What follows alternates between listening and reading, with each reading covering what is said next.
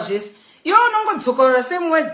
Kumhata kwa DJ ino, kumhata kwa DJ ino. Fuck off my lord. Ini ndinokuswatanura saSolomon Road zvako zvekunzi navanhu unotuka.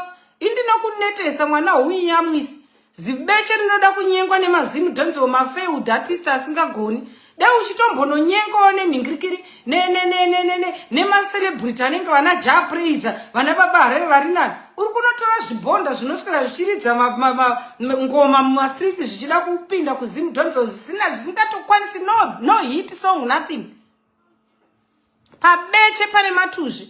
Comment yako yawakanyora kwaKamuchacha ndaiona ndati zibeche rako maloti zidzoro. Zimusoro rinenge chidhambakura. Nakuya uchityisidzira vanhu udaziye maloti anozotuka watuka wana Thomas Chishanje. Watuka wana inini ndakanakira kuti handituki munhu asina zvaandiitira. Kutuka ndinotuka sandideni munhu asina chaandiitira. Inini ukada kuya nezidumbu rako risiri kuzikanwa kuti mwana wako wakanomuhura naartist upi kana kuti wakanomunhonga kupi. Ndinokubvanyangura handisi vana ritsa vanouya vachiita zvekukunanzva kumhata vaya. Zibeche rakashisha. Ndine mari my parents are rich, munhu ari rich anogara mukaflati. Kana uri rich peka kaunogara kuBorodale group zisoro rinenge richidhambakura. Fuck off.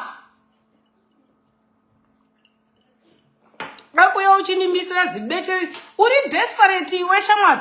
Unongouya uchi uri kuda kuita fame but hapana fame. Iwe unenge chihera huna confidence. Ndakakuona rimwe zuva wakapfeka sketi yeblack uchiita unge munhu afirwa ari kuchema murume wake uri pastage. Kuzozvinzwa hanzi kumhata kwa DJ uno celebrity ripi rinoita matuzha akadaro.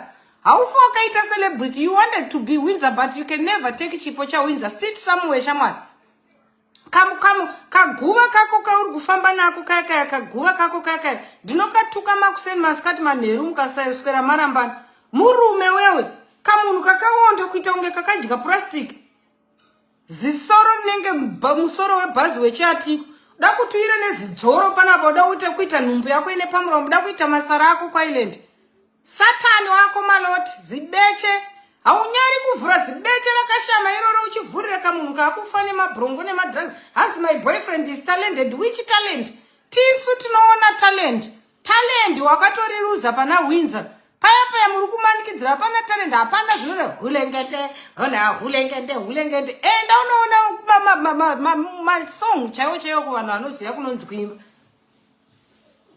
Inda uchikyisidzira vanhu iwe kuti nekuti wakaenda kuSouth Africa ukanoba wofunga kuti hanzi unofunga kuti isatina kugara kuSouth Africa.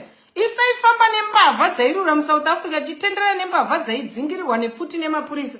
Takagara South Africa ichaindwa nevisa re2000. Noti South Africa yako yanouya panapa uda kuti misira zitsoro rakazigerwa zizuda rinenge mupostori. Tsak!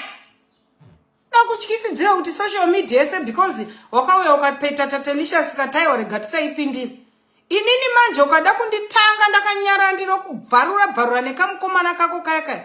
Mukomana anoiswa vhudzi repingi kuda kuzviita vana Rick Ross. Kuda kuzviita macelebrity murume waEmber Rose. Sake, Tatiana Fakai jail. Ex-bandit supporting another ex-bandit. I drive different cars. Who cares? We don't care. We drive expensive cars too. That's your car. It will never be my car. We don't care. Uda kuto silence Zimbabwe. Hey, kumata kwa DJ ino. Hey, kumata kwa King Solomon. Kumata kwa Thomas Chishanje. Ne vanu vanobasira vana Thomas Chishanje. Vakapinda muindustry kare usati wambuyane zidumbu zenera rako